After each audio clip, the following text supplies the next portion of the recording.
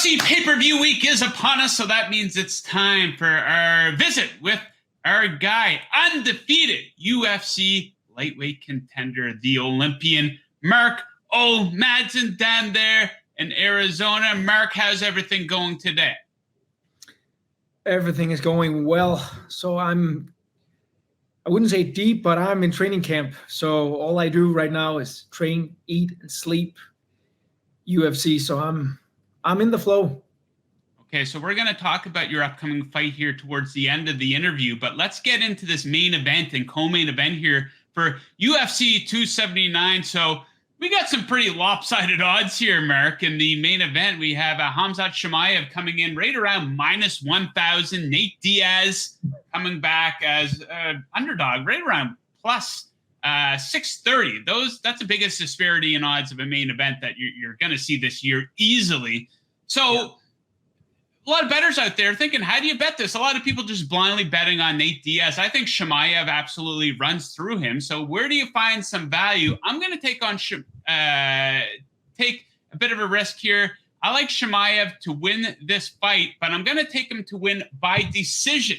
And you can get that at plus 600. So I think it is absolutely worth it at those odds. You know, this is a 5-round fight. Chimaev has never been into the championship rounds before. So do you think Nate Diaz has a shot here at weathering the storm and this fight could possibly go 25 minutes? He's only been finished twice in his UFC career, Mark. So what do you think of my analysis there? Interesting, Joe. Interesting. I think Chimaev is going to absolutely ragdoll Diaz. I think we're going to see a finish. I think we're going to see Chimaev submit Diaz. And I mean, I know the odds are great, but if you're sitting with a lot of money that you just like to get rid of and maybe even take a chance, I mean, it is pretty intriguing to put money on Diaz because of the odds. But I do believe Chimaev is gonna ragdoll Diaz and get a finish. Okay, so that's what a lot of people are doing. A lot of the casual fans are big-time fan of Nate Diaz, maybe don't want to admit that he's past his prime at this point. He's become a bit of a punching bag in there, to be completely fair. But odds of plus 630, and we did see him derail a hype train once before. Remember, Conor McGregor, once upon a time, a short-notice fight. So it's an interesting situation for Diaz, right? Because this is the last fight on his UFC contract. So if he can pull off this upset, what do you think would be next for Nate Diaz? Well, I think Nate Diaz is going to leave the UFC after this fight 100%. I think he's looking for a big fight with one of the Paul brothers, Jake Paul, probably. So after this fight, I think we're going to see Diaz leave and go for a big money fight. That's what I see happening after this fight. Okay, so let's move down and take a look at the co-main event here. A bit of an unusual fight here. We have Tony Ferguson riding a 4-fight losing streak, taking on the Leech, Li Jingliang. My best bet for this fight, I find it kind of tricky to pick a side. We know Ferguson is on that losing streak, but the Leech pretty inconsistent too, 2-2 in his last 4 fights. So I'm going to take this fight not to go the distance. So the fight has to be finished inside of 3 rounds. It doesn't matter who wins. That's coming in right around minus 135.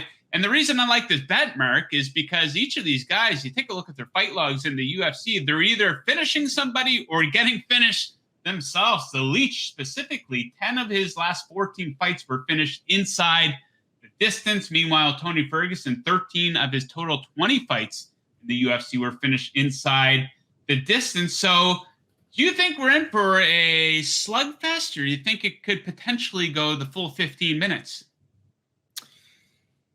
I have the Leech by TKO in round 2. I think Tony Ferguson is... I don't like saying over the hill, but what we've seen of Tony Ferguson lately, it's not the same Tony Ferguson that a lot of us remember. The guy that was using knees, slicing people with his elbow, like being a beast in there. So I think I think the Leech is going to get the job done. I think he's going to finish Tony Ferguson. Keep in mind, Tony Ferguson is moving up a weight. He's not fighting lightweight here. He's fighting welterweight. He's fighting a heavier and stronger opponent. And the Leech is dangerous. We saw that in his last fight. And I like the Leech by TKO in round 2 here. Okay, yeah, it's kind of interesting why he moved up to 170s coming off being knocked out for the first time in his career. So I got to question whether or not his chin can hold up against a bigger man. So Ferguson's in an interesting point of his career, right? Like a W would definitely prolong his career. But if he were to come back down to the lightweight division, is that a fight you would be interested in because he is a big name? Or does the fact that he's on a bit of a losing streak, would that turn you off? So the thing is, I see a lot of lightweights calling out Tony Ferguson. And I mean, no matter how you twist this, Tony Ferguson is and will always be an interesting fight. He has a huge following. He's a big name. And no matter what version of Tony Ferguson that shows up on fight day, it's always going to be an interesting fight. I just believe that he is not the same fighter that he used to be. He's taking too much damage. I question his motivation. I question his hunger for, improving and going out there and showing the best version of Tony Ferguson. I would absolutely accept the fight against Tony Ferguson, and I do believe that I would crush and dismantle Tony Ferguson. Yeah, he's one of those guys, like everyone's calling out Conor McGregor's, Tony Ferguson's on that list. Nate Diaz is on that list. Guys who are, to be fair, probably past their prime and, more losses than wins over the past couple of years. So let's talk about the big fight you have coming up against Drakkar Klose, deep into training now. So how is your preparation for that fight coming along? Well, my preparations are going smooth. I mean, at this point, it's a flow. It's training, it's eating, it's sleeping, it's repetition, doing the same thing in and out, and just getting the work in. I mean, Drakkar is an interesting opponent, especially given the fact that all my coaches used to coach Drakkar. So I do believe we have a lot of insight in the fight, and come October 29th, I'm eager to get out there and let the fist talk. Absolutely. We're pumped to see you in there. So we'll leave it at this. You recently spent some time with one of the most polarizing fighters in the history of the sport, Chael Sonnen. So is there anything that you learned from Sonnen that you can take with you on your journey towards a title shot here? Yeah, so I had the opportunity to go with Henry Cejudo to Portland, Oregon, and visit Chael Sonnen at his hometown or district, West Lynn. And I mean, I have to be honest, just sitting down and talking to Chael Sonnen, listening to his insight in the sport of mixed martial arts is just, I mean, it was a big experience and a lot of learning points to be, a lot of notes that I had to take. I mean, Chael Sonnen speaks fast. English is my second language, so just sitting there and trying to pick up on his speed and his his flow was kind of a challenge. So I think I have to. Luckily, we did videotape a lot of it, so I think I'm gonna have to watch it back, maybe press slow and then go through all his points. But yeah, I mean, one of the greatest promoter of the sports, one of the greatest of all times when it comes to selling and hyping his fights.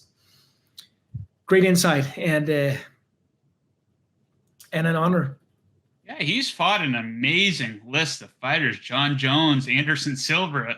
He fought Fedor, Shogun, Vanderlei Silva. Just like a list of legends. And Sonnen won himself. I was absolutely heartbroken, actually, when he lost that first fight versus Anderson Silva. So that is it for our visit with Mark and our look at the big pay-per-view, UFC 279. We will be sure to check in with Mark again a couple times at least before his big fight here later on in the fall. So we thank you very much for watching this video, and make sure you visit VegasInsider.com for all of your UFC betting needs.